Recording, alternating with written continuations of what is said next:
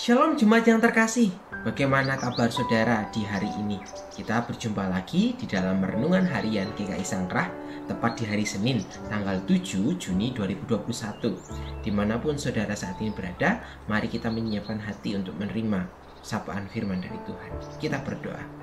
Tuhan, kami sungguh bersyukur di hari yang indah ini kami masih boleh Tuhan izinkan untuk merenungkan kembali sebagian dari firman-Mu. Biarlah firman-Mu ini mengingatkan setiap kami bahwa kehidupan yang kami jalani biarlah seturut dengan kehendak-Mu, bukan kehendak kami. Berfirmanlah Tuhan, karena kami siap mendengarkan. Di dalam nama-Mu kami berdoa dan mengucap syukur. Haleluya. Amin. Saudara yang terkasih, di tengah masa pandemi ini tentu kita masih saja memiliki sebuah pertanyaan besar. Kapan pandemi ini akan berakhir? Kapan pandemi ini akan segera berakhir? Tentu pertanyaan-pertanyaan ini selalu berada di dalam benak pikiran kita. Ya, kita sudah merasa capek sekali dengan kehidupan yang kita jalani. Ya, harus menggunakan masker kemanapun, harus menggunakan protokol dimanapun itu. Ya, kita teringat kembali kehidupan kita sebelum masa pandemi. Saudaraku yang terkasih, bahkan di tengah masa pandemi ini, bahkan masih ada beberapa orang yang justru memilih mundur iman. Mereka justru tidak melihat karya yang begitu besar yang sejatinya telah mereka terima ketika Tuhan senantiasa di dalam masa pandemi ini terus merawat kita. Namun beberapa orang memilih untuk mundur. Ya.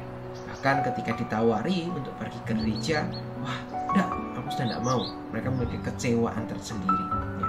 Padahal saat ini gereja memberikan kemudahan, tidak perlu lagi datang ke gereja, tapi saudara bisa menikmati ibadah, bisa bersama-sama beribadah lewat streaming di YouTube misalnya.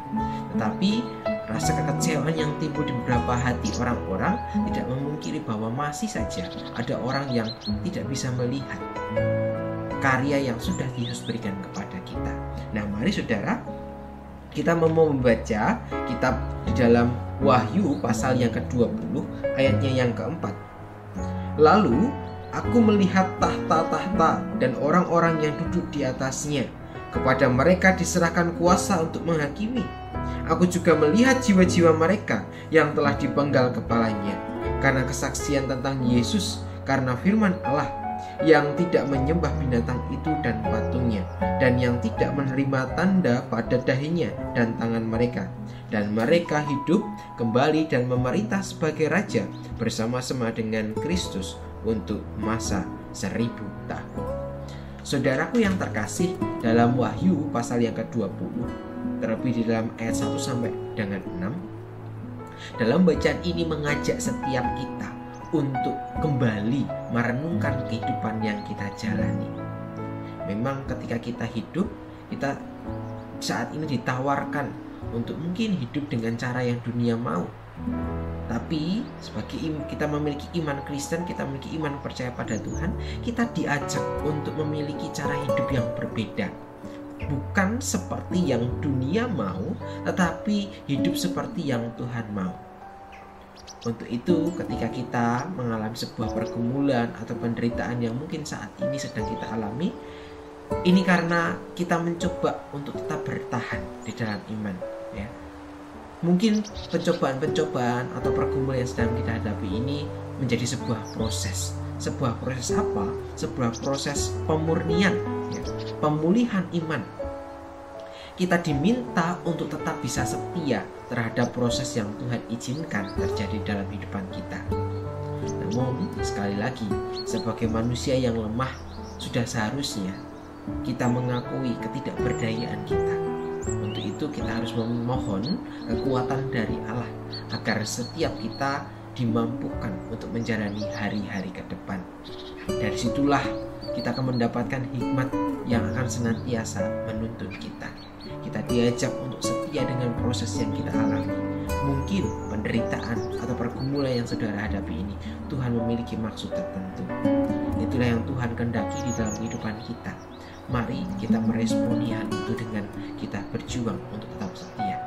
Boleh kita mengaku bahwa kita memang lemah, tapi bukan berarti kita tidak mau atau tidak mampu untuk melakukannya. Kita percaya ketika Tuhan mengutus, Tuhan juga yang akan memampukan setiap kita. Biarlah di awal minggu ini kita memiliki semangat untuk hidup sesuai dengan kehendak Tuhan. Kita percaya kita tidak sendirian karena ada Tuhan yang senantiasa menaungi setiap kita. Mari kita menutup perenungan ini dengan kita berdoa.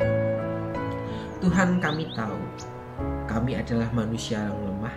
Kami masih mungkin berkompromi untuk kemudian tidak menjadi hidup yang sesuai dengan kehendak-Mu.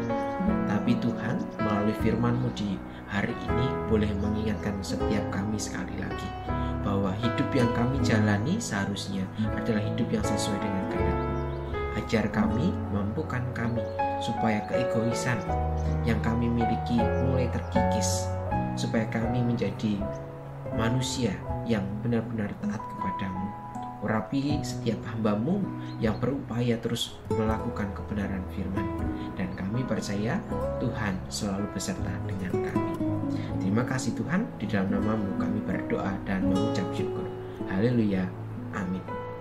Saudara, demikianlah renungan kita di hari ini, Senin 7 Juni 2021.